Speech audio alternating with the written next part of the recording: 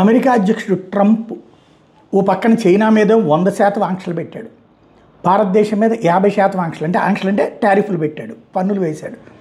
అదే సందర్భంలో మళ్ళీ భారతదేశంతోనేమో ఇంకా బెదిరింపు ధోరణిలో మాట్లాడుతాడు, చైనాతో మాత్రం లొంగి మాట్లాడుతున్నాడు. చైనాతో త్వరలో మీటింగ్ అవుతాడట, తన పర్యటన చైనాకి తను పర్యటించడం అనేటటువంటిది ప్లాన్ చేసుకుంటున్నాడట. అయితే చైనా ఇంతవరకు అతని పర్యటనకి అప్రూవ్ చేసినట్లేదు. అయితే తన పర్యటనతో కంప్లీట్ ట్రేడ్ డీల్, మొత్తం వాణిజ్య ఒప్పందం చేసుకుంటాం, ఓ పక్కన రష్యా నుంచి ఆయిల్ కొనడం మానేసాయి, నీ మీద టారిఫ్లు వేసాం అని చెప్పినోడు ఇప్పుడు ట్రేడ్ డీల్ కుదుర్చుకుంటాడంట.